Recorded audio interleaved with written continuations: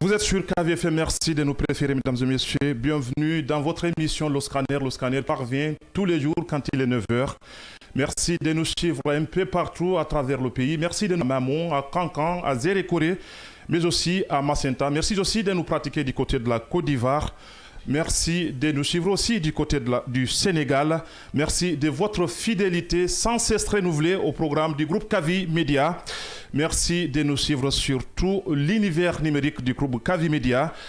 À la une, le ministère de l'Éducation nationale et de l'alphabétisation a officiellement lancé ce vendredi 17 avril la révision des programmes d'enseignement du secondaire. Objectif, adapter le système éducatif guinéen aux évolutions du monde contemporain.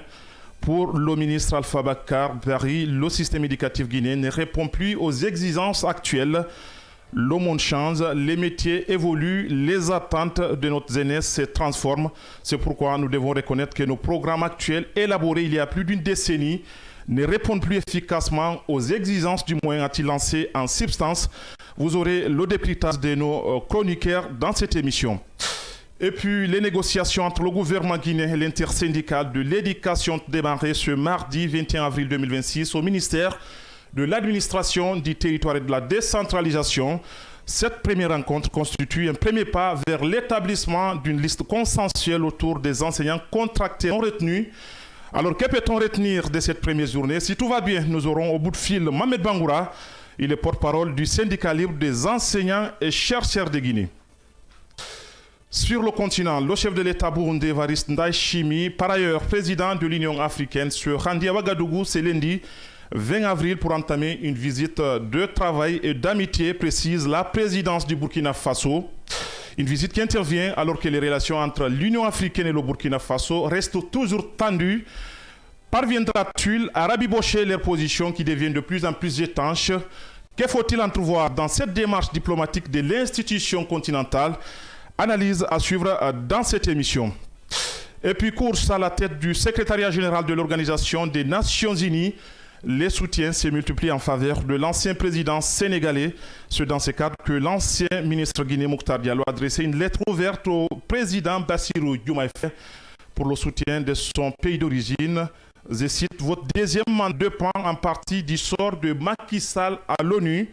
Le pouvoir n'est pas un règlement de compte. Gouverner, c'est aussi trancher, parfois seul, souvent à contre-courant, avec la conscience que seules les décisions durables comptent. Cet appel tombera-t-il dans de bonnes oreilles? Vous aurez l'analyse de nos chroniqueurs dans cette émission. Conflit au Moyen-Orient, le président américain Donald Trump a annoncé dans la soirée de ce mardi maintenir le cessez-le-feu avec l'Iran jusqu'à la fin de discussions. Il ajoute par ailleurs que le blocus des Iraniens se poursuivait. Parviendront-ils à un accord durable alors que la fin de la trêve était initialement prévue pour ce mercredi à minuit? Vous aurez l'analyse de nos chroniqueurs dans la dernière partie de cette émission. Voilà le sommaire. Installez-vous confortablement.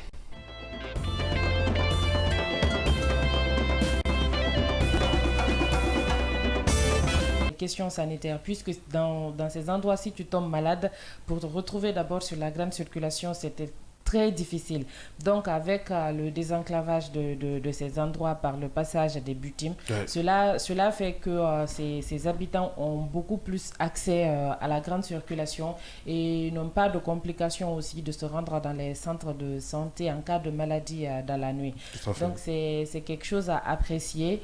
En tout cas, le CNRD ou le gouvernement actuel, c'est un mérite qu'on doit les accorder. Comme l'a dit Mohamed, peut-être qu'on verra aussi les mêmes actions dans d'autres secteurs. En tout cas, il a mérité à ce prix. Je parle du président Mamadi Doumbouya. Évidemment, un prix mérité en tout cas en ce qui concerne les infrastructures routières. On l'a annoncé à l'entame de cette émission, le ministère de l'Éducation nationale et de l'alphabétisation a officiellement lancé ce vendredi 17 avril 2026 la révision des programmes d'enseignement du secondaire. Objectif, adapter le système éducatif guinéen aux évolutions du monde contemporain. Pour le ministre Alpha Bakar Barry, le système éducatif guinéen ne répond plus aux exigences actuelles. Le monde change, les métiers évoluent, les attentes de notre jeunesse se transforment. C'est pourquoi nous devons reconnaître que nos programmes actuels, élaborés il y a plus d'une décennie, ne répondent plus efficacement aux exigences, a-t-il lancé en substance. C'est un secret de Polichinelle Mohamed Lopa, le programme scolaire guinéen est caduc. Ah ben, tout le monde le savait, tout le monde le savait, tout le monde le sait et tout le monde le saura certainement s'il n'y a pas de changement d'ici là. Mais aujourd'hui, le ministre Alpha Bakar, je crois qu'il est mieux placé de prendre la parole concernant le système éducatif, le système, en tout cas quand même de tout ce qui concerne l'enseignement dans notre pays, l'enseignement technique et la formation professionnelle. Alors, il faut quand même le reconnaître que c'est un secret de Polichinelle. Alors, il y a eu des dénonciations, pas mal, beaucoup, depuis de nombreuses années maintenant, Yahya Diallo, et il n'y a pas eu de solution. On l'a toujours dit, et étudiants même, disons, en étant même étudiant, on en dénonçait parce qu'à chaque fois, les programmes d'enseignement, c'est-à-dire les programmes avec lesquels on nous a enseigné, nous, c'est les mêmes programmes aujourd'hui auxquels sont soumis en termes d'enseignement nos petits frères ou nos enfants. Alors, il n'y a presque pas de changement. Cela rend les enseignants paresseux. Alors, pourtant, on parle d'enseignants-chercheurs, on parle de tout ce qui s'ensuit. Alors, vous regardez l'université, depuis que vous avez quitté les bancs de l'université, vous retournez là-bas, vous allez voir les mêmes programmes d'enseignement. Alpha Bakar est témoin, puisque nous, il nous a enseigné à l'université. Alors, c'est pourquoi je dis qu'il est mieux placé. Évidemment. Il est mieux placé aujourd'hui pour prendre les devants, notamment anticiper les choses. Alors, il faut le dire que le ministre de l'Éducation nationale, de l'alphabétisation, de l'enseignement technique et de la formation professionnelle, Alpha Bakar a officiellement, parce que c'était l'occasion quand même de ce lancement, de ce lancement à Conakry des travaux de révision des programmes d'enseignement du secondaire. Alors, une cérémonie qui marque un tournant décisif pour l'école guinéenne, mais aussi l'occasion pour le ministre de dresser quand même un diagnostic sans complaisance, le système éducatif actuel, selon lui, ne répond plus aux besoins de la jeunesse ni aux défis du XXIe siècle. Si le monde évolue et que nous sommes toujours en retard, on reste, c'est-à-dire où nous sommes, ça veut dire qu'on n'évolue pas, ça veut dire que les programmes ne sont plus adaptés. C'est pourquoi aujourd'hui, pour ceux qui quittent la Guinée pour d'autres pays en termes de formation, vous diront que si vous quittez la Guinée, c'est comme si vous n'avez jamais mis pied à l'université, c'est comme si vous n'avez jamais rien appris. Alors c'est quand même, c'est désolant de le savoir, c'est désolant vraiment de le constater. Pourtant, dans la sous-région ici, vous voyez d'autres, c'est-à-dire des étudiants d'autres pays venir en Guinée apprendre, notamment dans le domaine de la médecine, dans le domaine de l'ingénierie et tout ce qui s'ensuit. Parfois, ça représente une fierté, mais au-delà, c'était à côté de cette fierté-là et au-delà même de cette fierté, si on n'arrive pas à se surpasser sur le plan d'enseignement, alors il faut se dire qu'il y a des moments qui arriveront, ce sont des étudiants guinéens qui vont quitter la Guinée pour le Sénégal, pour le Mali, pour le Burkina Faso. D'ailleurs même, ça se fait beaucoup aujourd'hui, il faut quand même le dire. Ça se fait beaucoup aujourd'hui. Alors selon lui, le ministre Alpha Bakar, nos programmes actuels élaborés il y a plus d'une décennie. Il faut dire d'abord décennie, c'est 10 ans. Moi je dis même au-delà même, on parle même de siècle, parce que lui-même parle du 21e siècle. Un demi-siècle. Un demi-siècle. Lui il parle de décennie, c'est au-delà même de décennie. Ça fait plus de 10 ans que j'ai quitté l'université. Aujourd'hui, vous partez à l'université, c'est les mêmes programmes d'enseignement qui sont là. Et au secondaire, c'est presque la même chose. Donc, c'est catastrophique. Et il faut aujourd'hui revoir cela. Et alors, c'est quand même très bien, ça sonne bien et ça tombe bien parce que c'est lui aujourd'hui le ministre quand même de l'Éducation nationale. Donc, ça veut dire que s'il arrive à mettre les bouchées doubles, c'est bien possible qu'on arrive quand même à changer parce que ce ne sont pas des apprenants qui vont changer, c'est-à-dire ce programme d'enseignement. Il s'agit des responsables au plus haut niveau, des décideurs qui doivent changer ces programmes d'enseignement. Alors là, à qui la faute? Pourquoi on est jusqu'à présent à ce niveau-là? Il faut analyser ce discours pour le savoir. Alors, ce discours, à la fois critique et prospectif, mérite, et il faut dire, un décryptage aussi approfondi parce que des solutions propose-t-il? Il a quand même proposé des solutions et je me dis aujourd'hui, si il bénéficie d'un accompagnement de la part de l'ensemble du gouvernement, peut-être que c'est à l'ère d'Alpha Bakar que le changement pourrait, disons, quand même surgir de nulle part et voilà, l'étudiant ou l'apprenant guinéen pourrait être satisfait, même si ce ne sera pas intégralement, parce que au-delà de ce diagnostic-là, il y a d'autres problèmes auxquels aujourd'hui le système éducatif est confronté. Alors, dire que le système est inadapté à plusieurs niveaux, alors d'abord il faut commencer d'abord par des programmes qui s'avèrent aujourd'hui obsolètes, parce que le reproche central du ministre porte quand même sur d'abord l'âge des programmes. Alors l'âge des programmes, parce que la plupart des programmes sont conçus il y a plus de 10 ans et ils ne seraient plus alignés sur les réalités économiques, technologiques, des réalités sociales du pays. Alors cette obsolescence se traduirait par un décalage quand même, des décalages croissants entre ce que l'on enseigne et ce dont les élèves ou étudiants ont besoin quand même pour s'insérer dans la vie active. Alors on l'a dit, il y a des organisations non gouvernementales qui le disent à chaque fois, à chaque occasion, à chaque opportunité qui se présente, que le système, c'est-à-dire le programme ou les programmes enseignés et les besoins du marché, il y a une inadéquation nette, avérée. Donc souvent, la formation pour laquelle vous êtes parti à l'université ou vous sortez, vous trouvez que sur le marché, il n'y a rien.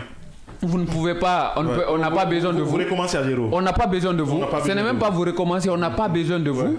Quelqu'un qui a, par exemple, je ne suis pas en train quand même de jeter du discrédit sur des programmes enseignés, mais quelqu'un qui a suivi des cours d'histoire des relations internationales.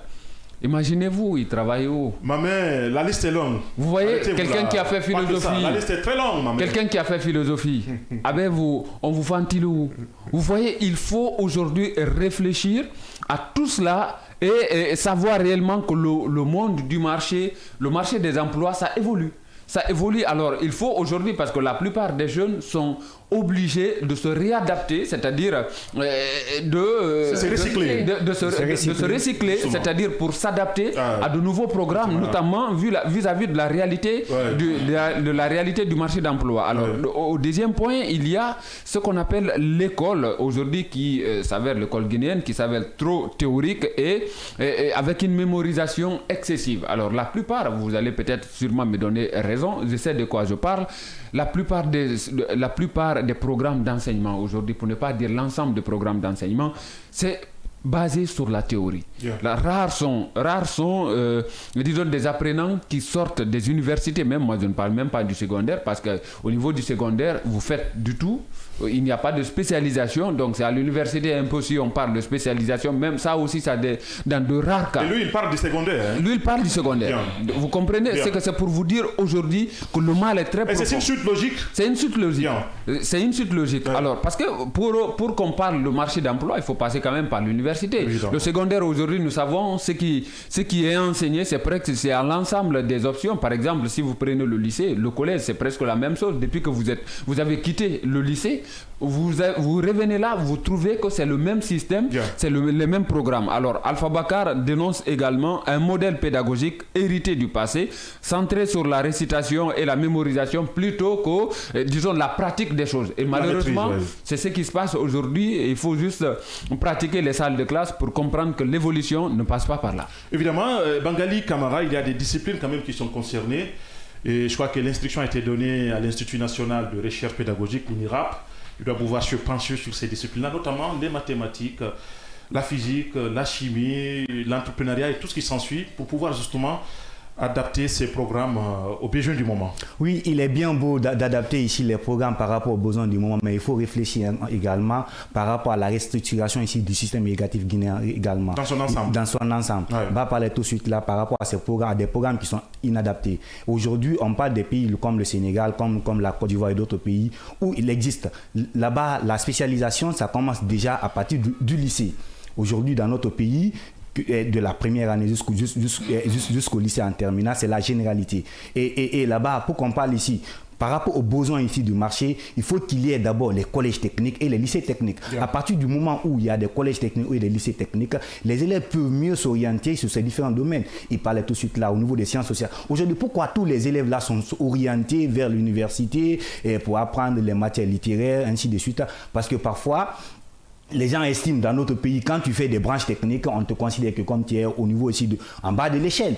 Vous voyez donc, et il faut réellement sortir, il faut aller à l'université pour on te considère comme que tu es un grand diplômé et ainsi de suite. Donc cette mentalité-là, moi j'apprécie quand même Alpha Bakar quand il est venu en tant que ministre de l'enseignement technique, il a cherché quand même à valoriser l'enseignement technique tout en accordant les bourses d'entretien à ses étudiants qui avait fait qu'il a pris des mesures administratives, incitatives qui a fait qu'aujourd'hui dans des écoles techniques aujourd'hui, il y a eu beaucoup d'élèves qui sont orientés. Évidemment. Il est vrai, le programme qui est enseigné aujourd'hui, pour être précis, et quand vous regardez à peu près la plupart des programmes d'enseignement, vous verrez que ça date de 2009 et 2008.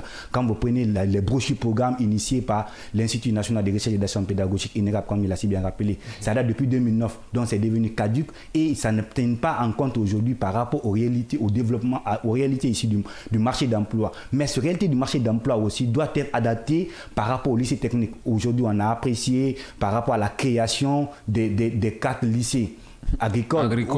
Aujourd'hui, ce sont des initiatives aujourd'hui où il faut orienter. Sauf que c'est insuffisant encore. C'est insuffisant, mais c'est un pas, c'est insuffisant. Il faut valoriser ces branches techniques. Le problème, comme je l'ai rappelé, ce n'est pas forcément le système qui est enseigné, ce n'est pas le programme qui est enseigné, mais plutôt l'organisation, l'adaptation de l'enseignement par rapport aux besoins du marché d'emploi. Aujourd'hui, ce n'est pas les branches littéraires qui donnent du travail. Il a rappelé, il y a beaucoup de juristes, des diplomates, des gens qui sont comme des diplômés en sociologie, comme des diplômés en relations internationales ou en droit, mais où ils vont travailler. Et après, le pays est aujourd'hui en chantier, donc il faut inciter les élèves à aller vers les écoles techniques tout en instaurant des lycées techniques, pourquoi pas les collèges techniques. Dieynaba Thiam, une refonte générale s'impose à tous les niveaux. Il le fallait, il était temps, parce que depuis, moi je me rappelle, quand je venais de l'école et que je présentais mes examens à mon papa ou à ma maman, on me disait, j'ai fait ça à l'école. Bien. Donc imaginez un peu, avant le 21e siècle, le même programme, et qui continue. Moi, j'ai quitté en tout cas le secondaire, et ceux qui sont venus après moi suivent les mêmes cours. Donc là, moi, je me dis, dans le monde d'aujourd'hui, on n'a pas besoin de la préhistoire. On n'a pas besoin de la littérature française du XXIe siècle. En fait, ça ne nous sert à rien. Évidemment. Ça nous sert vraiment à rien, puisque quand tu apprends, tu sors, tu maîtrises cette littérature des indépendances du XXe siècle ou autre. En fait, comment est-ce que tu vas appliquer cela dans ta vie professionnelle? Ça va te servir à quoi dans la recherche? Alors que le monde a changé. C'est bien beau de les enseigner, mais pas de les approfondir quand même. Moi, ce sont des cours, des questions en termes de connaissances, une culture générale. Justement, laisse-moi terminer. C'est le volume du programme dont il s'agit. La concentration. Évidemment. Justement, voilà. Je voulais dire, il ne faut pas concentrer le programme sur dans ce cadre, il ne faut pas que le programme soit concentré là-bas. Il faut juste un rappel, en tout cas pour que chaque enfant puisse connaître l'histoire de son pays, de sa communauté. C'est bien normal, mais il ne faudrait pas que ça soit centré sur l'historique en tout cas. Donc, il faut quand même qu'on essaye de sortir là-dedans. Ouais. Il ne faut pas que le ministre lance seulement ses travaux, il faut qu'il y ait un suivi. Et il ne s'agit pas de dénoncer. Voilà. Ouais, ce n'est pas votre rôle de dénoncer, il s'agit d'agir. Il faut qu'il y ait un suivi, il faut qu'il y ait des propositions en tout cas. Concrètes. Voilà, des propositions et pourquoi pas peut-être revoir tout parce que là, il s'agit d'abord que du secondaire. Il faut revoir, il faut aller carrément, comme l'a dit le bas, vers des cours pratiques, des travaux dirigés. En tout cas, il y a beaucoup de creux dans les horaires au sein des écoles. Donc, il faut mettre tout en place pour que les enfants qui sont là maintenant puissent s'adapter au monde contemporain. Bien. Alors, le problème aujourd'hui, par rapport même à cette question théorique et pratique, regardez juste un exemple disons facile. Vous prenez un étudiant sortant en économie, en géographie ou je ne sais pas, en agronomie. Il vient de sortir sur le marché encore, c'est-à-dire même si vous le prenez pour le stage, c'est comme si vous lui faites ce qu'on appelle un apprentissage général, c'est-à-dire une mutation de l'enseignement de classe vers ce qu'on appelle les réalités aujourd'hui du monde, les réalités du monde. Alors, vous prenez le journalisme, puisque c'est le domaine, c'est notre domaine, vous prenez un enfant ou un étudiant sortant, il a du mal, c'est-à-dire à comprendre les réalités du métier sur le terrain. Vous voyez, c'est qu'il y a une inadéquation de ce qu'on enseigne, c'est-à-dire il n'y a que de la théorie et moins de pratique. Évidemment. Pourtant, ça devrait être le contraire.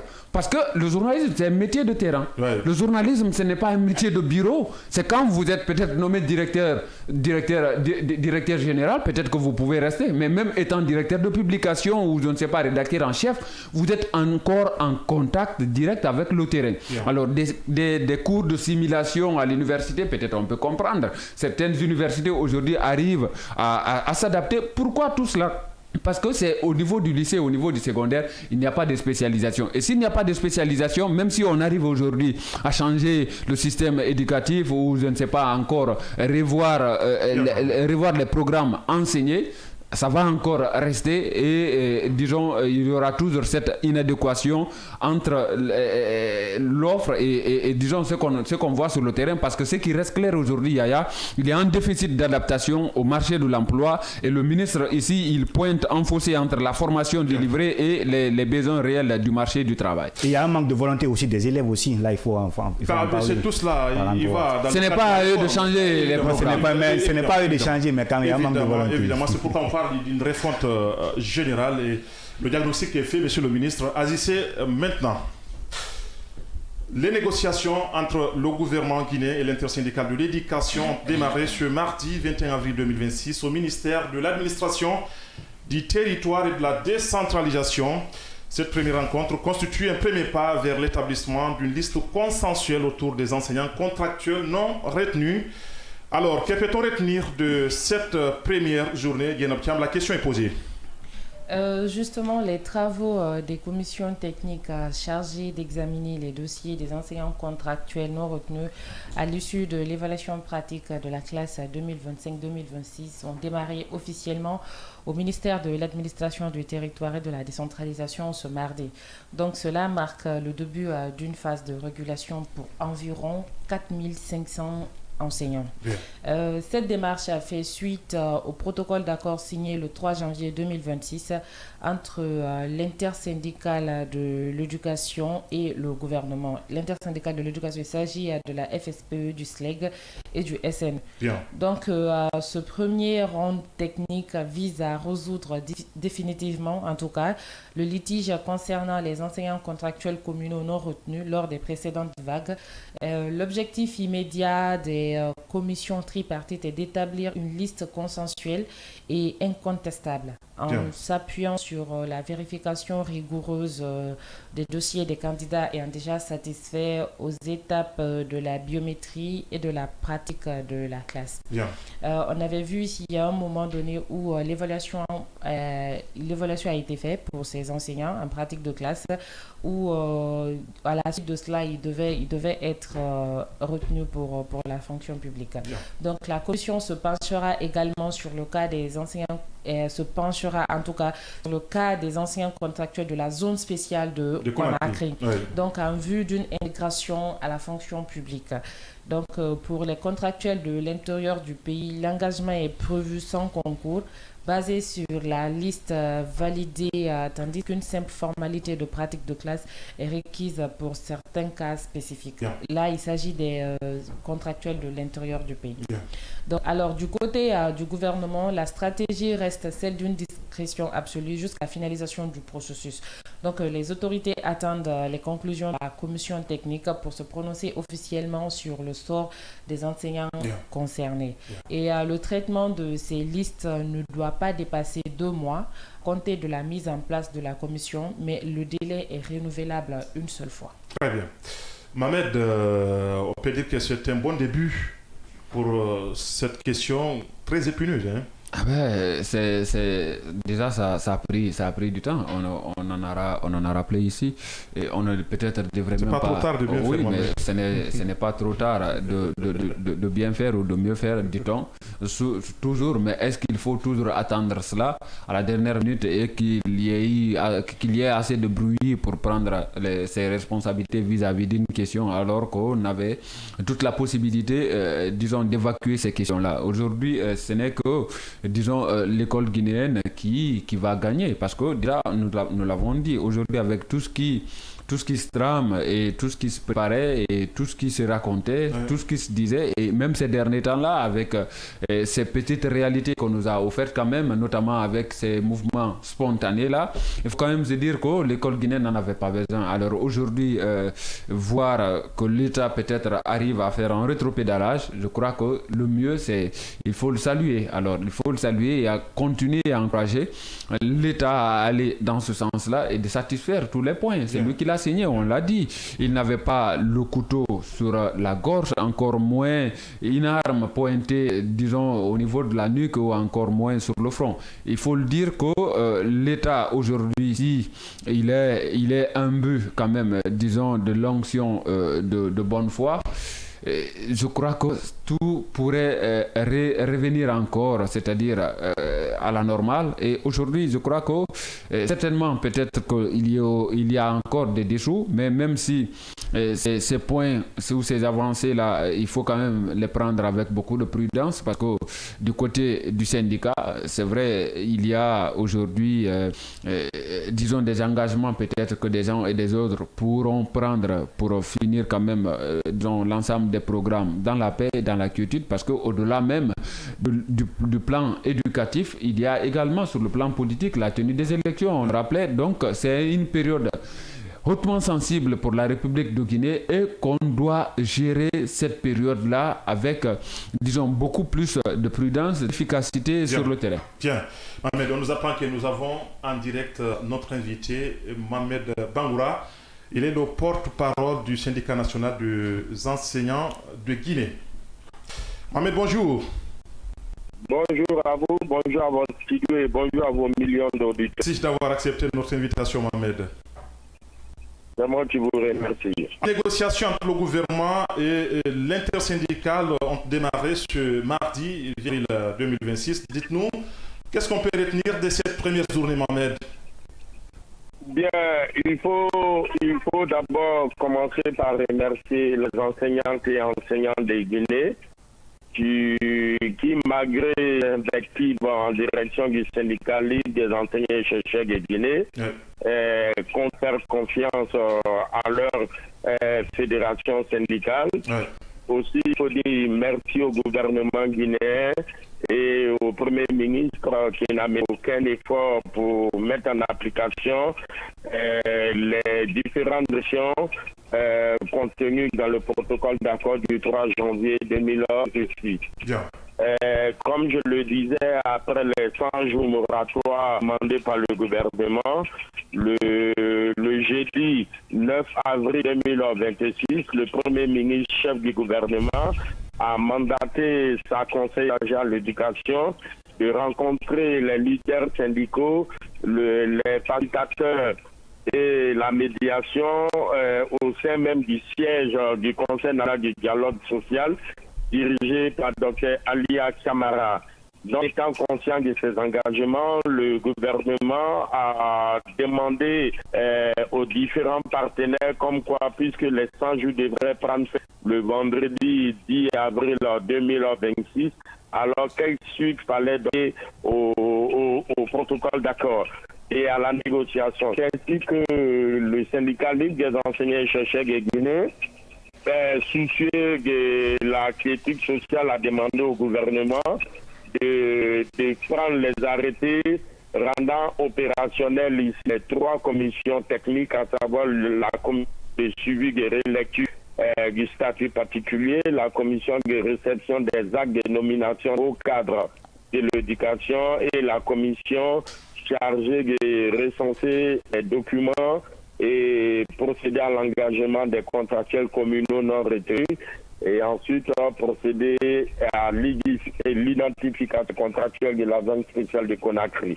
Donc, c'est là qu'ils se sont convenus le jeudi 9 avril 2026 et le mardi passé, le lundi passé, je vous l'ai dit, le premier contact des différentes commissions fut fait avec le président de la commission de négociation partie gouvernementale, ce qui a rendu hier opérationnel toutes ces commissions techniques en charge de l'exécution du protocole d'accord du 3 janvier. Amen. Alors aujourd'hui, est-ce que vous avez quand même espoir que tout va rentrer dans l'ordre, Mohamed? Mais à partir du moment où en février 2026, toutes les enseignantes et tous les enseignants guinéens ont constaté sur leur bulletin de salaire la bonification de la frais de préparation et attendent aussi le paiement de la deuxième de cette bonification des primes de préparation et de craie à la mois de mai 2026. Donc, dès le moment où le gouvernement a tenu ses engagements et a procédé au paiement conformément au protocole d'accord, en fin février 2026, moi je pense qu'il n'y a pas de remettre en doute ou en cause l'engagement pris par le gouvernement. Et il n'y a pas de raison aussi pour s'alarmer, pour appeler quelconque grève dans nos concessions scolaires. Comme pour vous dire que nous avons confiance en notre partenaire social qui est en face de nous. Parce que fin février 2026 est la preuve la plus évidente que le gouvernement est soucieux de son engagement et va continuer à respecter son engagement. Alors, au cas où, si ces engagements ne sont pas respectés, que comptez-vous faire?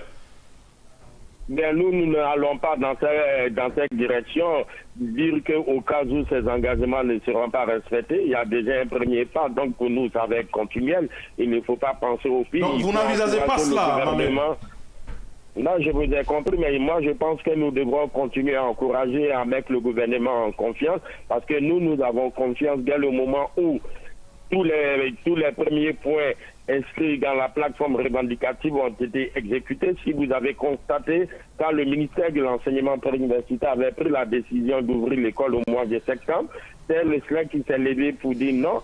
La date du 15 n'était pas tenable, donc il fallait revoir, et cela a été acté et accordé par le gouvernement guinéen. Nous avons demandé la bonification des primes de préparation et de craie. Ça a été fait en fin février 2026. Et à la fin du mois de mai 2026, la deuxième tranche de cette bonification sera faite. Donc, il n'y a pas de raison pour que l'on tire la charrue avant les bœufs ou qu'on ait une mauvaise prétention dans la tête et dit au cas où le gouvernement ne respecterait pas son engagement. Nous sommes convaincus que cela va se faire. Alors, M. Bangoura, nous les encourageons à le faire. Alors, M. Bangoura, c'est concernant les anciens contractuels de la zone spéciale de Conakry. Vous le rappelez tantôt, il y a une commission qui doit être constituée pour pouvoir les identifier. Mais nous pensons donc bientôt vers la fin de l'année scolaire. Qu'en est-il alors par rapport à l'évolution? À quand l'identification pour ces anciens contractuels de la zone spéciale de Conakry? Pratique de classe. Vous savez que d'abord, le cas de ceux des enseignants communaux non retenus, le gouvernement, après avoir payé les primes de séparation, rupture du contrat entre les contractuels communaux non retenus et le gouvernement, il a fallu que le SLEC tape du point la table, dans la mesure où nous savons que le Code République est en manque criant d'enseignants d'établissement. Le problème de ces enseignants contractuels communaux non retenus, non passifs, dans la mesure où déjà ils ont procédé à une biométrisation. Non, je pense un contractuel de la zone spéciale de Conakry. J'ai compris votre question. Je vous réponds. Voilà, donc il faut finir très rapidement avec ces contrats communaux non retenus, puisque déjà ils sont dans le fichier fugage de la fonction publique. En ce qui concerne le cas des contractuels de la zone spéciale de Conakry, c'est un processus qui sera très long. Il faut d'abord identifier ces contractuels, analyser les différents documents administratifs qu'ils vont présenter avant maintenant de procéder à la biométrie et ensuite aller vers la pratique des classes. On ne peut pas aller vers la pratique des classes tant que la biométrisation de ces enseignants contractuels de la zone spéciale de Conakry n'est pas entamée. Donc, je peux vous les rassurer et vous rassurer à partir de votre antenne que dans un très bref délai, un arrêté signé du ministère du Travail, de l'Emploi et de la Protection sociale, ainsi que celui de la modernisation de l'administration et de la fonction publique sera pris pour les rassurer que le protocole d'accord sera respecté et appliqué sur tous ces points. D'accord. Allez. Bangoura, avec la pression des enseignants contractuels sur le terrain et le timing de 2 mois donnés, est-ce que vous pensez que vous allez vous en sortir? Et comment comptez-vous gérer? Je dis, oui. Nous voyons qu'il y a une pression sur le terrain des enseignants contractuels, du côté des enseignants contractuels, et avec le timing donné par le gouvernement qui est 2 mois pour en tout cas régler ce souci. Comment est-ce que vous comptez gérer de votre côté les syndicalistes cette pression des enseignants, et est-ce que vous pensez que le délai est suffisant? Il n'y a aucune pression de ces enseignants contractuels communaux non retenus sur le terrain, puisque eux-mêmes, ils font partie de cette commission. Nous ne savons pas quels sont ces loupards qui vandalisent nos établissements scolaires, mais ça, c'est la responsabilité du gouvernement, parce que ce sont eux qui doivent assurer la sécurité des établissements. Les contractuels communaux sont avec nous et nous nous rendons présents dans la salle de réunion du MATD où nous allons déballer toutes les listes et procéder à leur identification afin que le gouvernement puisse rapidement prendre aide pour leur engagement. 2 mois, c'est pas parce que le gouvernement nous a donné 2 mois pour le traitement de ces dossiers. Ces dossiers existent déjà dans le fichier du MATD, dans le fichier du MEPU et de celui de FUGAS. Le travail peut peut-être, s'il y a la volonté des 13 membres de cette commission d'aller vite, eh bien, nous pouvons finir ce traitement de dossier en l'espace de 2 semaines. Alors, c'est pour vous dire que il n'y a pas de remue-ménage du côté de ces enseignants contrats communaux.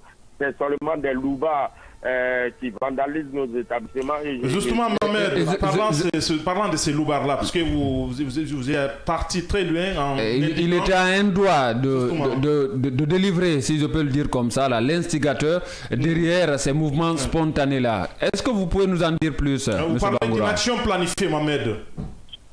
C'est vous qui dites que j'étais à 2 doigts de livrer l'investigateur. Mais est-ce que le SLEG a appelé à une grève? Le SLEG n'a appelé à aucune grève. Alors, vous imputez cela au SNE et à la FSP, c'est cela?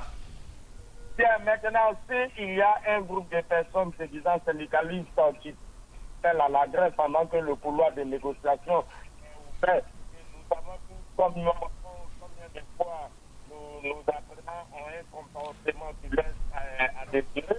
La ligne se dégrade. Parce qu'ils ne veulent pas étudier qu'un groupe de l'Aide se permet d'aller vandaliser les établissements, mais Dieu faisant les choses, certains d'entre eux ont été mis aux arrêts, et je pense que beaucoup d'entre eux diront qui sont les personnes qui les ont mandatés. Qui sont-ils, Mohamed? Qui sont-ils?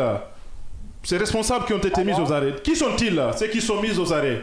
Bien, ils sont en tenue scolaire. À partir du moment où quelqu'un est en bleu, blanc et en kaki, pour nous, on pense que c'est un élève. Alors, c'est à la justice de les interroger. Et ce sont les différents avocats, en tout cas, ce sont les différents tribunaux qui vont mettre sur la place publique si il y a commanditaire, les noms des commanditaires, et si ce sont des élèves même qui refusent d'apprendre, qui se sont comportés en louba dans la cité, ils vont répondre de leur acte. Et pour le moment, Bien. je ne saurais dire, puisque je ne suis pas un investigateur, mais je sais que des enfants ont été appréhendés en tenue scolaire bleu, blanc et kaki. Donc c'est à la justice ou en tout cas les autorités compétentes à la matière qui sont sous les verrous, Bien. qui vont mettre à travers une communication dans les médias privés. Et puisque je sais que même d'abord vous êtes un média d'investigation, vous partez à la recherche de l'information, vous pouvez vous rendre du côté du commissariat central de Matam et de l'éco-district de Kosa pour avoir plus d'informations afin d'éclairer la lanterne des uns et des autres. Bien. Donc, pour le moment, je ne saurais vous donner cette réponse. Merci, Mohamed Bangoura, porte-parole du syndicat libre des enseignants chercheurs de Guinée. Merci, Mohamed. C'est moi qui vous remercie. Bien. Nous passons au troisième sujet. Nous sommes vraiment pris par le temps. Le chef de l'État burundais Evariste Ndayishimiye, par ailleurs président de l'Union africaine, se rendu à Ouagadougou ce lundi 20 avril pour entamer une visite d'amitié et de travail, précise la présidence du Burkina Faso. Une visite qui intervient alors que les relations entre l'Union africaine et le Burkina Faso restent toujours tendues. Parviendra-t-il à rabibocher leurs positions qui deviennent de plus en plus étanches? Que faut-il entrevoir dans cette démarche diplomatique de l'institution continentale? Nous nous posons des questions dans ce studio Bangali Kamara.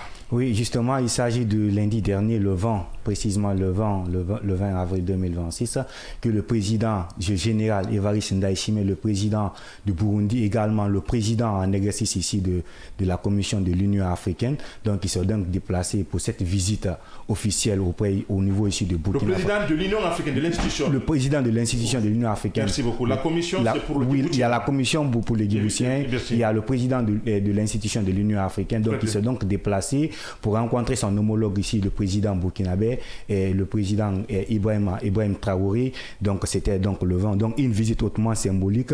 Donc la visite de Evariste Ndayishimiye au Burkina dépasse donc un cadre bilatéral parce que vous savez très bien, elle s'inscrit dans un rôle de président en exercice de l'Union africaine, envoyé en mission dans une région sahélienne en crise, parce que vous savez que aujourd'hui le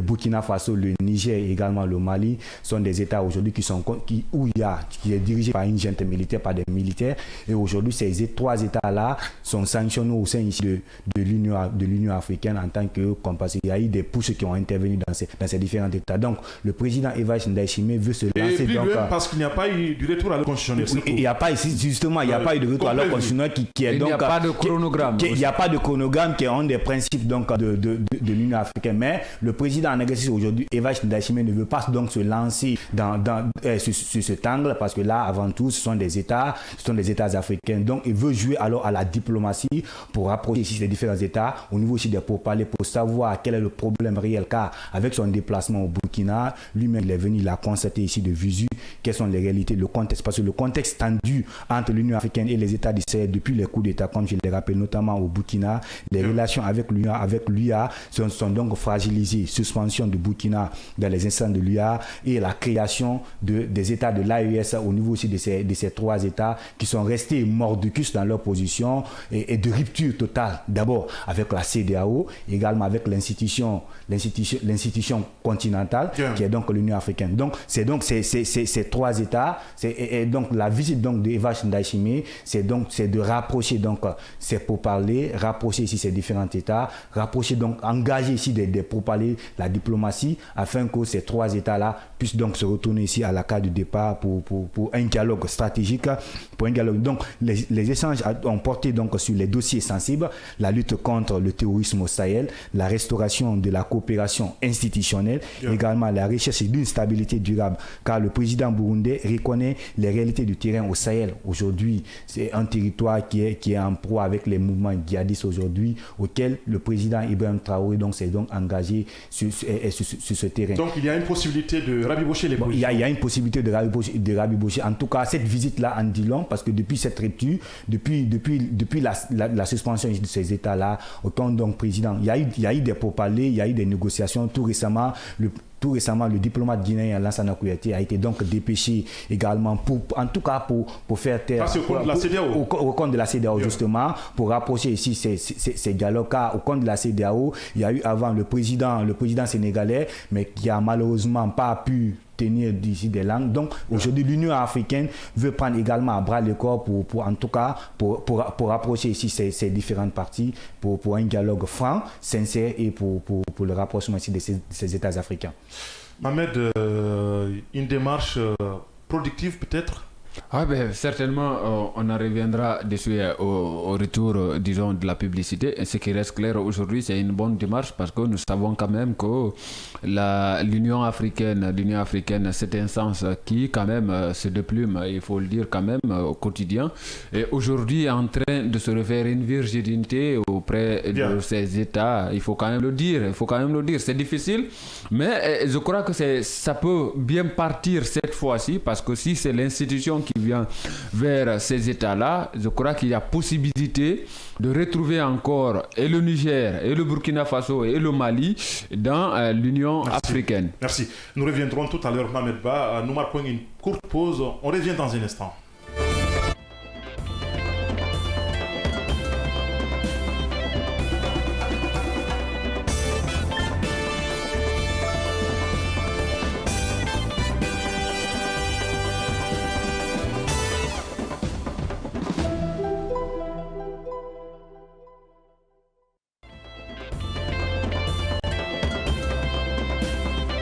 Chez Mondial Express, nous transformons vos voyages en une expérience inoubliable.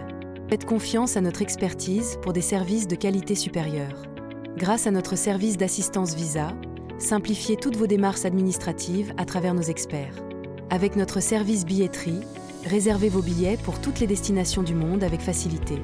Profitez de notre flotte de véhicules modernes et fiables pour tous vos déplacements à travers notre service de location de véhicules. Grâce à notre service d'évacuation sanitaire, comptez sur notre service réactif et professionnel pour vos besoins médicaux à l'international. Assurez-vous d'un environnement impeccable avec nos services de nettoyage de qualité. Transportez vos marchandises en toute sérénité grâce à l'expertise de notre service de transit. Développez vos compétences d'agent de voyage avec nos formations spécialisées suivies de stages pratiques au sein de nos équipes. Contactez-nous dès aujourd'hui au plus 224 613 00 39 69 ou au plus 224 613 00 39 70. Nous sommes situés à Mankpa, 4e avenue, immeuble Dabo, commune de Kaloum. Visitez notre site internet au www.mondialexpress.net. Mondial Express, chaque voyage est une histoire. République de Guinée, merci d'être des nôtres dans cette émission, le scanner. Il a favorisé, il faut le dire, la division. De gain de cause, il faut le dire.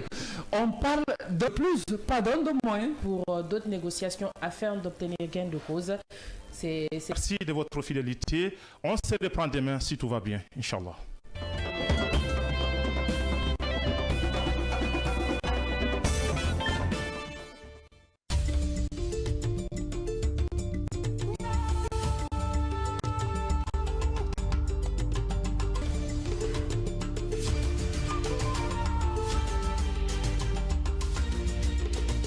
Kavi TV, la télé du développement.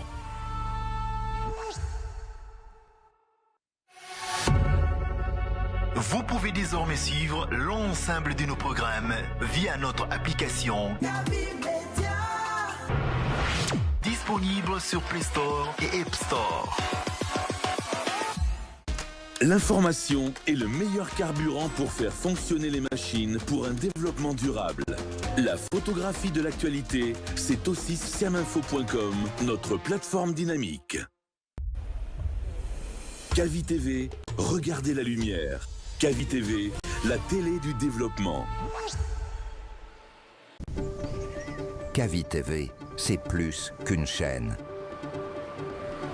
C'est la voix de ceux qui construisent, innovent et transforment leur quotidien.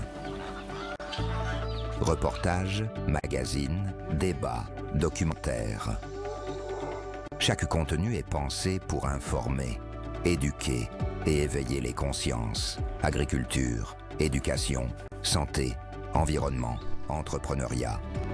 Les vrais enjeux du développement sont au cœur de notre mission. Kavi TV, la télévision de développement, proche des réalités, tournée vers l'avenir. Informer pour agir. Inspirer pour grandir. Rejoignez-nous sur Kavi TV.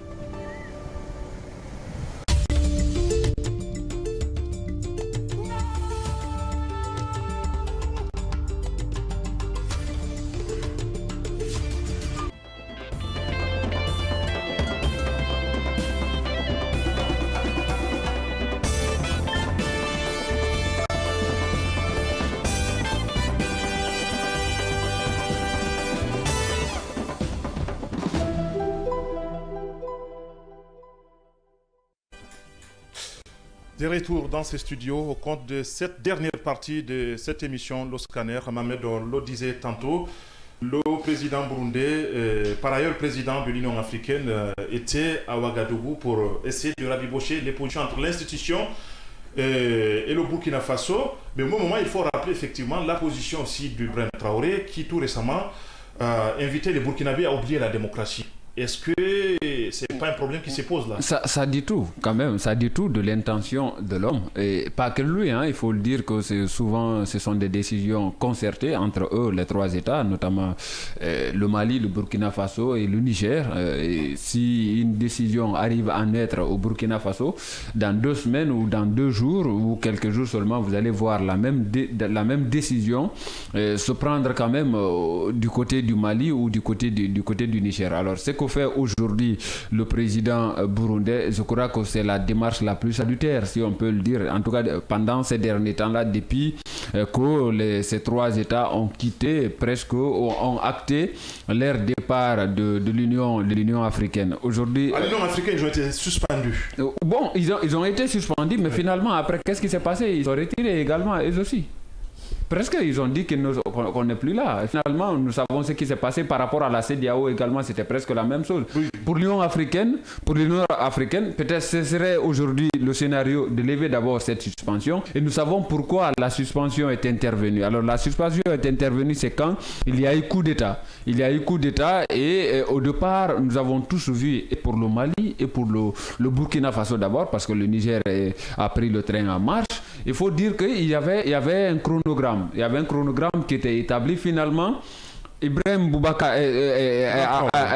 Traoré qui était venu, qui avait même dit qu'il n'allait pas durer. Il dit que l'option n'était même pas, c'est-à-dire de finir avec ce chronogramme-là. Nous avons vu aujourd'hui qu'il est en train de dire qu'il faut oublier la démocratie. Alors, pour opter pourquoi, c'est-à-dire, nous savons tous aujourd'hui pour la continuité, l'éternalisme, si on peut le dire comme ça, et si le mot existe bien, en tout cas, s'il n'existe pas, je l'invente ainsi, pour rester au pouvoir longtemps qu'on peut, peut-être indéfiniment. Alors, ça a été le concept généré d'abord par le Mali, après ça vient au Burkina Faso et puis ça se termine par le Niger. Le Niger qui prend toujours, en tout cas quand même, les décisions de ces deux-là à la dernière minute et à la dernière position. La démarche aujourd'hui... on comprend, c'est là où le coup d'État s'est intervenu en dernière position. En dernière position, c'est pourquoi je dis c'est le dernier né, c'est le cadet. Ça fait rire, mais c'est beaucoup plus triste. Aujourd'hui, la démarche du président burundais, qui aujourd'hui est également le président, disons, de l'Union africaine, pourrait se heurter, c'est-à-dire à un blocus. Et le blocus là, c'est la position aujourd'hui avouée. La position avouée, tranchée du Burkina Faso et le reste des pays des États du Sahel. Alors aujourd'hui, est-ce que le Burkina va changer de fusil d'épaule? Le Burkina, avec son président Ibrahim Traoré, qui dit de tourner le dos à la démocratie, que la démocratie n'est pas faite pour l'Afrique, qui n'est pas selon lui qui n'est pas faite pour l'Afrique, alors que la démocratie selon lui n'a jamais développé un pays, c'est selon lui. Et pourtant, si vous regardez également certains pays développés aujourd'hui ont presque commencé la démocratie africaine.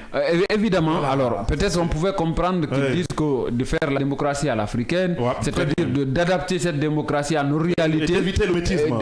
Évidemment, d'éviter, c'est-à-dire le couper-coller ou le couper-coller, la démocratie importée de l'Occident, voilà, de tout ce qu'on connaît aujourd'hui des réalités du monde, on pouvait peut-être comprendre, mais d'abord virer comment la direction du chronogramme.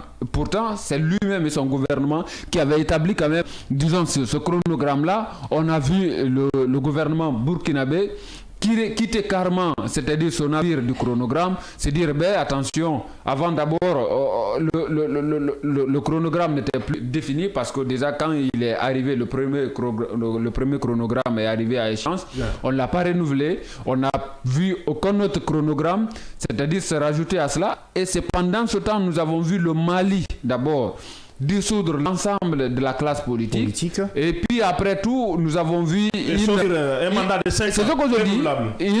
D'abord, le mieux c'était de dire qu'il n'y a plus d'élection. Ne pas parler de mandat de 5 ans renouvelable éternellement ou éperdument. Donc, vous avez vu, et finalement, cela a encore poussé le Burkina Faso à prendre des mesures, disons, un peu, je ne dis pas peut-être arbitraires, mais des mesures encore dures, fortes pour le pays, et certainement, selon certains membres même de la société civile, certains activistes de la société civile, ce sont des décisions contre la population burkinabé et l'ensemble des États du Sahel. Aujourd'hui, est-ce que le président burundais va changer la donne? La démarche, elle est bonne, mais c'est-à-dire les partenaires ou les personnes en face avec qui il faut tabler sur ces questions-là, si ces personnes ont des positions tranchées, ça va être très difficile que ces démarches quand même débouchent sur des nécessités d'un retour à la normale entre l'Union africaine et ces pays aujourd'hui qui ne sont plus membres. Il faut quand même le dire, parce que même si la suspension est intervenue avant la décision qu'ils ont prise, il faut quand même le dire qu'aujourd'hui, ils ne fument pas le même calumet, le calumet de la paix avec l'Union africaine. Jenab Cham, on peut dire que l'institution africaine a ses raisons et que les États du Sahel n'ont pas tort aussi d'exiger un certain nombre de choses. Bon, là, de ce côté, moi, je ne dis que personne n'a raison, que personne n'a tort. Il faut qu'il essaye de se comprendre un peu. Il faut que c'est-à-dire que chacun a ses raisons. Justement, chacun a ses raisons, mais il faut que... Vous savez, pour que la paix règne, il faut que, d'une part et d'autre, que chacun abandonne un peu, qu'il y ait consensus. Donc, entre l'Union africaine et là, le Burkina Faso, puisque c'est le pays, c'est du Burkina Faso qu'il s'agit, nous connaissons déjà la position du président de ce pays. Donc, c'est quelqu'un de très catégorique et il ne cache pas sa position, il l'affirme clairement. En tout cas, moi, je ne m'attends pas à une suite favorable après cette visite de travail. Ah bon? Justement, parce qu'on a vu, ce n'est pas la première fois. Ce n'est pas la première fois en tout cas, qu'il y ait des démarches pareilles. Qu'il y ait des démarches avec la CEDEAO, maintenant avec l'Union africaine. Et on sait comment est-ce que tout cela s'est soldé. Donc, il y a changement, ça va être une surprise. Et ça va quand même être bien, en tout cas pour leur réintégration au sein de l'institution. Mais je ne m'attends pas quand même, en tout cas, jusqu'à grand-chose. Puisque ce sont des bébés siamois.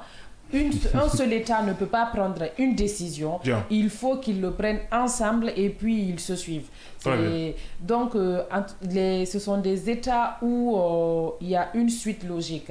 Aujourd'hui, le Mali prend une décision, le Burkina Faso suit et demain, c'est le Niger qui et aujourd'hui, Ibrahim Traoré même est le président en exercice de l'AES, c'est lui qui dirige aujourd'hui.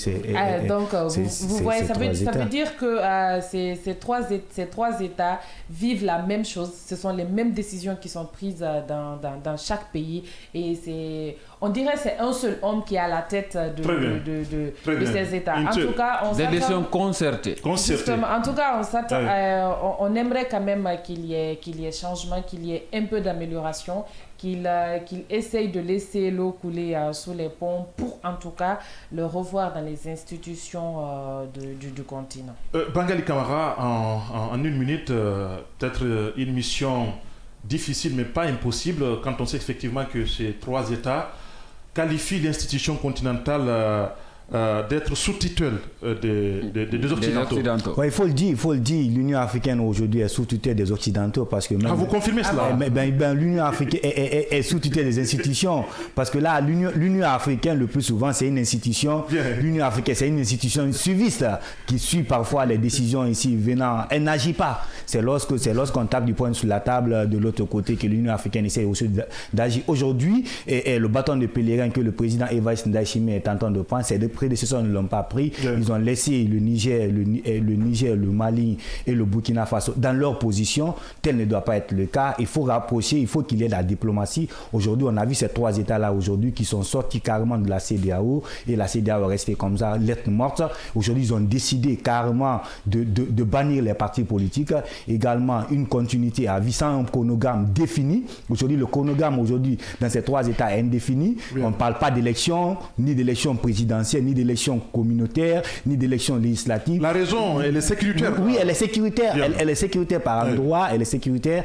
Et comme Ibrahim Traoré, en tout cas, ce que nous voyons. Qui dit être en guerre. Il a acheté beaucoup d'infrastructures. Même la visite du président Evariste Ndayishimiye. Aujourd'hui, Ibrahim Traoré est en train de se mettre ici dans la tête de l'ancien président Thomas Sankara. Il a même reconduit et construit des avenues qui a été même visité par le président Evariste Ndayishimiye, qui a appelé ces travaux qu'il a appelés son modèle des travaux d'envergure nationale, avec la construction des routes, des pavés, des axes routiers, des stades également, des stations de péage. En tout cas, il est en train de revenir sur la position ici du Niger que l'État burkinabé n'a qu'à se prendre en charge. Donc, ils ne sont pas prêts pour un retour à l'ordre constitutionnel dans ce pays. Course à la tête du secrétariat général de l'Organisation des Nations Unies. Les soutiens se multiplient en faveur de l'ancien président sénégalais.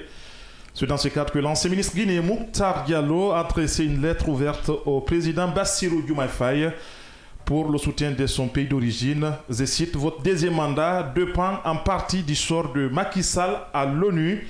Le pouvoir n'est pas un règlement de compte. Gouverner, c'est aussi trancher, parfois seul, souvent à contre-courant, avec la conscience que seules les décisions durables comptent. Mohamed, ce sont les écrits de l'ancien ministre Mokhtar Diallo qui appellent à soutenir la candidature de Macky Sall.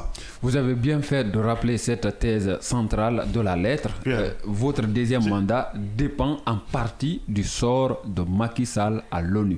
Alors, c'est ce que dit l'ancien ministre guinéen des Sports, je crois, de la Culture. En ce moment, il n'y avait pas encore, la scission n'était pas passée par là. L'auteur établit, le ministre Mokhtar, en lien direct entre le soutien du président Diomaye Faye et à la candidature de Macky Sall au poste de secrétaire général des Nations Unies et ses propres perspectives politiques, réélection, héritage après présidence. Alors aujourd'hui, parlons un peu du destinataire implicite et du contexte.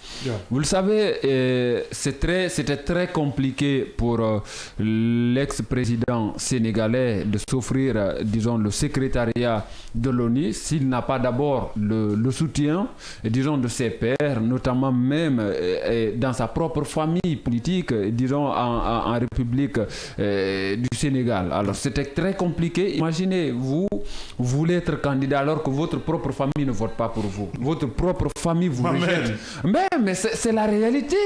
C'est la réalité, peu importe aujourd'hui de ce qu'on peut dire de tout ce qui s'est passé entre Diomaye Faye ou le clan Diomaye Faye et le clan Macky Sall. Vous allez quand même comprendre que quand Macky Sall est élu secrétaire général, c'est le Sénégal d'abord qui gagne après l'Afrique. Il faut quand même le dire.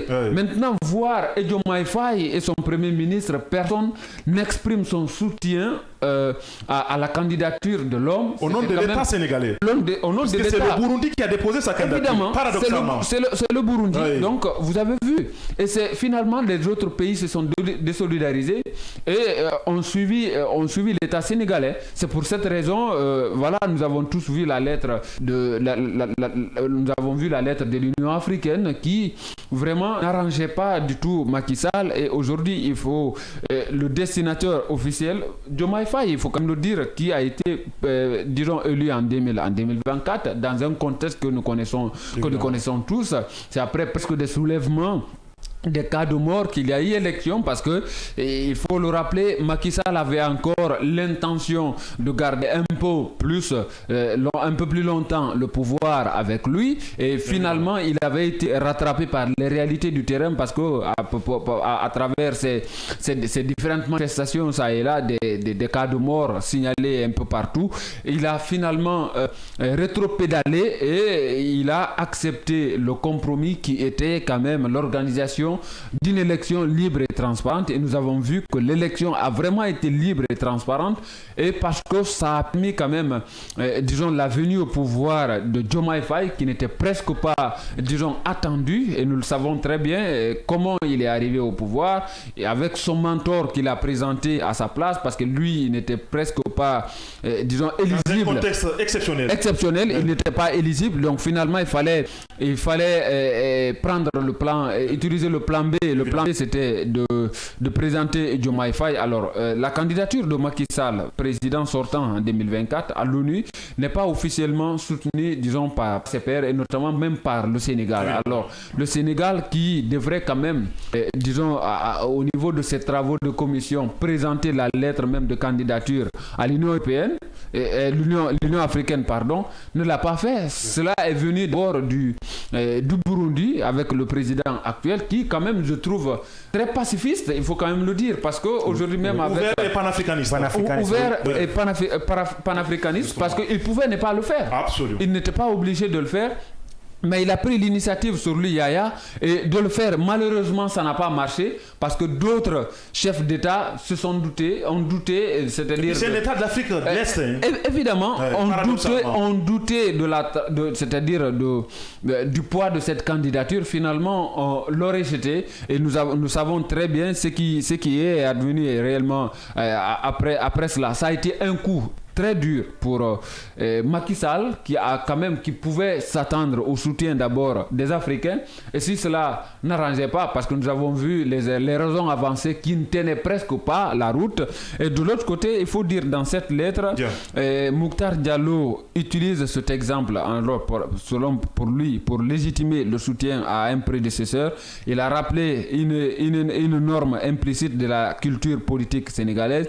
Il a mis en garde également contre une rupture jugée dangereuse. Alors de l'autre côté, parlons un peu des menaces implicites, notamment voilées, mais qui restent aujourd'hui claires. Parce que selon lui, c'est lui qui le dit, je le mets même entre griffes, si Macky Sall ne devient pas secrétaire général de l'ONU, il reviendra probablement au Sénégal pour être candidat en 2029 avec la détermination d'un lion blessé. Alors vous allez comprendre, si vous analysez cet autre pan de la lettre ouverte de M. Diallo Mokhtar, vous allez comprendre aujourd'hui que l'enjeu est très grand et que le Sénégal devrait reconsidérer sa décision de ne pas accompagner Macky Sall. Macky Sall, nous l'avons dit, s'il est élu secrétaire général de l'ONU, c'est à l'avantage d'abord des Sénégalais. Et parce que il faut quand même le dire que ce qu'il avance dans la thèse centrale, dire que le deuxième mandat de Diomaye Faye dépendra également de l'élection de Macky Sall, il n'a pas aussi tort, il faut quand même le dire. Alors Macky Sall est présenté comme un adversaire. C'est aux Sénégalais d'élire leur président. Nous sommes d'accord. Mais s'ils lisent, pourquoi je dis il n'a pas totalement tort.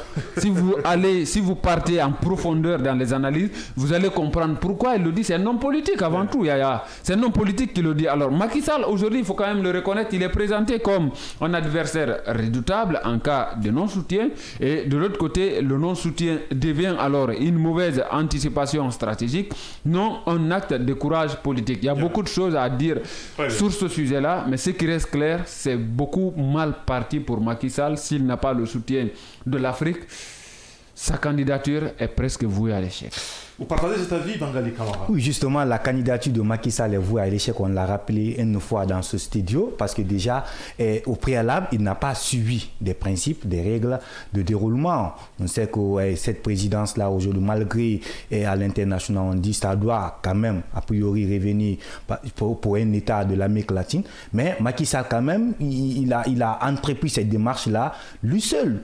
En principe, il devait quand même avoir le soutien, même s'il perdait quand même de son État. Et cette lettre ouverte ici de Mokhtar Diallo, c'est bien, c'est un politique, il a bien réfléchi. Mais avant tout, Macky Sall a été d'abord l'un des fautifs par rapport dans cette situation. Il aurait dû d'abord rapprocher, car le président Diomaye même, Sonko l'a rappelé que ni de près ni de loin, l'État sénégalais n'était associé sur la candidature de Macky Sall. Et même au niveau ici de ses pairs à l'Union africaine, ils ont dit que c'était le jour ou bien à quelques heures ici de la tenue de la séance qu'il y a eu des pourparlers, des démarches. Donc, aucun État n'a été associé. Donc, sa candidature est vouée à l'échec qui est causée par lui-même parce qu'il n'a pas mené des démarches. C'est trop tôt de le dire quand on sait effectivement que Dieynaba Thiam, c'est au Conseil de sécurité de désigner le secrétaire général. Alors l'élection est indirecte, c'est vrai que l'Assemblée générale composée de tous les États va pouvoir participer à une élection implicite, mais la véritable désignation, ça se joue au niveau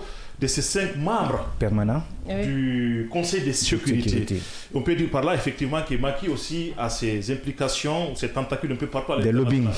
Oui, évidemment, des lobbying. Peut-être il aura cette chance-là. Peut-être. Bon, là, on ne parle pas d'abord d'élection de Macky à l'ONU. Là, il s'agit du soutien de l'État sénégalais pour la candidature de Macky Sall. Donc, moi, je ne voudrais pas je ne voudrais pas prononcer des mots pour que ça soit mal compris, mais si on regarde en tout cas le contexte, on parlera d'une vengeance. Parce que... d'une vengeance politique. Justement, d'une vengeance vis-à-vis de Macky Sall, de la part des autorités actuelles du Sénégal. Parce que nous savons tous le contexte dans lequel le PASTEF est venu au pouvoir. Je crois que c'est le nom du parti. Oui, le nom du parti. Voilà. Nous savons tous le contexte dans lequel le PASTEF est venu au pouvoir et comment est-ce que Macky, en tout cas, a quitté le palais présidentiel pour laisser la place à cette équipe qui est présente. Donc, et si après Macky Sall doit avoir le soutien de la même équipe, vous voyez un peu, en fait, si vous suivez mon regard, évidemment, je pense que le paradoxe est là. Oui, la logique politique. Voilà, oui. je pense que vous allez comprendre un peu ce qui est en train de se passer. Et surtout que la candidature de Macky n'est pas venue du Sénégal. Et, ça en dit long assez. Voilà, n'est pas venue du Sénégal et le fait que le Sénégal ne soutient pas Macky, ça fait aussi qu'autour du Sénégal, je parle des États africains, il n'y a pas eu de soutien pour la candidature, en tout cas, de Macky Sall. Donc, peut-être qu'il faudrait que Diomaye Faye ou son Premier ministre, qu'ils revoient en tout cas leur position vis-à-vis de Macky. Là, qu'ils transcendent les querelles internes. Il ne faudrait pas qu'ils regardent l'adversaire ou l'opposant Macky Sall. Il faudrait qu'ils regardent le Sénégalais Macky Sall qui va se présenter à l'ONU et pourquoi pas avoir la chance en tout cas d'être secrétaire. Très bien. On va toucher un peu le dernier sujet parce que c'est un sujet quand même qui a été finalement repoussé par des fois. Conflit au Moyen-Orient. Le président américain Donald Trump annonce dans la soirée de ce mardi maintenir le cessez-le-feu avec l'Iran jusqu'à la fin de discussion. Il ajoute par ailleurs que le blocus de ports iraniens se poursuivait. Parviendront-ils à un accord durable alors que la fin de la trêve était initialement prévue pour ce mercredi? Mohamed, on se pose des questions quand on connaît un peu la nature humaine de Donald Trump, insaisissable, versatile. C'est l'expression. Versatile, Donald Trump qui change de décision comme le vent change de direction, il faut le dire. Donald Trump aujourd'hui qui stresse tout le monde. Finalement, le monde entier, y compris vous, moi, Djenabou Cham et même Bangali Kamara. Donc aujourd'hui tout le monde est stressé par les sorties incessantes de Donald Trump, ces décisions parfois unilatérales ou jugées unilatérales. J'y arrive aujourd'hui avec ce prolongement notamment du cessez-le-feu. Alors à quoi vous vous attendiez? Donald Trump qui est en train de jouer à un jeu aujourd'hui dont les uns et les autres connaissent les tenants et les aboutissants, c'est-à-dire les contours même de ce jeu-là. On a l'impression que Donald Trump n'a pas toutes les cartes en main à jouer pour le cas iranien. Alors aujourd'hui, ce qui se passe notamment avec la rouverture du détroit d'Ormuz, la fermeture de détroit d'Ormuz, Donald Trump finalement n'a pas grand-chose à dire. Nous avons vu un Donald Trump qui demandait même au président européen de l'aider pour ce qui est de l'ouverture du détroit d'Ormuz. Et finalement, il y a eu silence radio parce que chacun de son côté arrivait quand même à comprendre le jeu de l'homme. Et nous avons vu celui qui était un peu personne n'était entraîné dans ça. Celui qui était un peu excité au départ, c'était le président français, celui qui voulait coûte que coûte se faire voir, faire savoir réellement au monde entier que la France également avait un arsenal de guerre. Et finalement, il s'est rétracté, il a compris le jeu de Donald Trump parce que lui-même, il l'attaquait à chaque fois que l'occasion s'offrait à lui. Alors, vous avez compris, finalement, lui-même, il a dit qu'il n'est pas dedans. Donald Trump il a commencé à proférer des menaces. Et aujourd'hui, Donald Trump qui prolonge, avait d'abord l'ultimatum qu'il avait donné à l'Iran pour l'ouverture, du détroit d'Ormuz.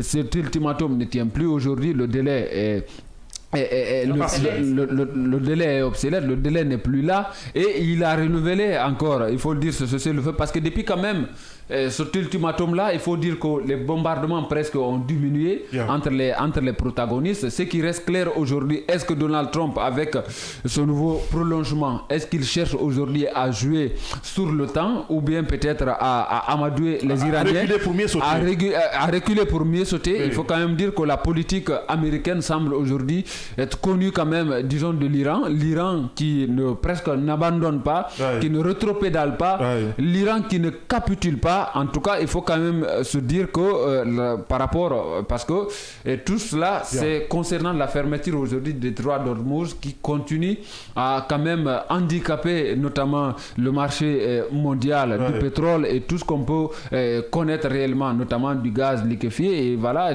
tout ce qui peut entrer dans ce cadre-là. Ce qui reste clair, Donald Trump pourrait encore surprendre, mais peut-être négativement.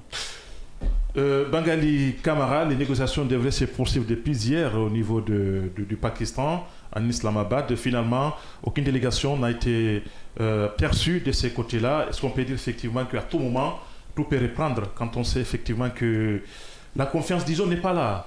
La confiance n'est pas là, mais tout reste à croire. Si cette trêve-là, éternelle trêve-là, doit continuer chaque fois le renouvellement, moi je le salue ainsi parce que quand même, ça fait taire quand même les armes, la paix quand même commence à revenir. Malgré que cette paix-là, elle est belliqueuse, elle est fragile. Et elle est temporaire, oui. Elle est temporaire, mais quand même, aujourd'hui, les Iraniens, tout porte à croire. Aujourd'hui, Donald Trump va la rappeler, malgré ses négociations avec le Pakistan qui est en train de chercher à rapprocher aujourd'hui, mais on estime que Donald Trump il ne veut écouter personne. Peut-être il pense que et même les médias qui sont là, le Pakistan qui cherche à rapprocher ces deux parties, elle n'est pas réellement compris dans ses démarches. Et l'Iran aussi reste catégorique dans sa position et refuse de négocier sous pression, parce qu'il faut le rappeler, l'Iran refuse catégoriquement de négocier sous pression. La pression est des Américains, car on a vu avec le détroit d'Ormuz qui est carrément un passage vital pour le marché mondial, et l'Iran ne veut pas du tout abdiquer sur cette position, et on salue quand même cette trêve qui doit continuer, et Donald Trump, je ne pense pas s'il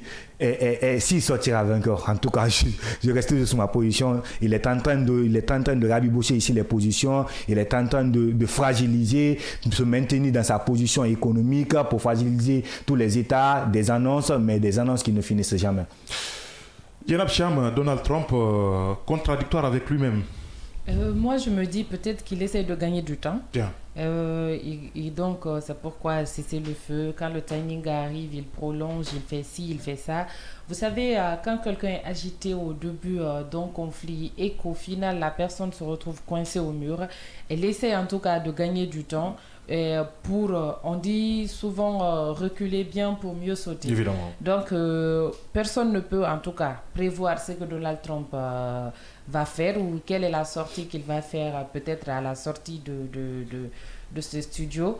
On s'attend à tout. Tout peut arriver. Voilà, c'est le roi Donald Trump, c'est le Donald Trump. Donc, en tout cas, moi, je comprends aussi la position de cet État pour la fermeture du détroit d'Ormuz. En tout cas, si c'est leur moins de pression, ils ont bien raison. Et ils ont bien raison. Et peut-être qu'avec cela, Donald Trump, il va essayer de revoir... Ils ont touché là où ça fait mal. Voilà, il va essayer de revoir un peu sa position vis-à-vis du monde. Très bien. Ça n'est terminé pour ce numéro. Mohamed, merci d'être là. Merci Yahya Diallo. Merci Yenab Cham. Merci à tous. Merci Bangali Camara. Merci Yahya. Merci à tous. À la technique, à la radio, Roger Haba, au niveau de la télé, et Foulematou Keita. Merci à tous de l'avoir suivi. À très vite sur le Média du Développement.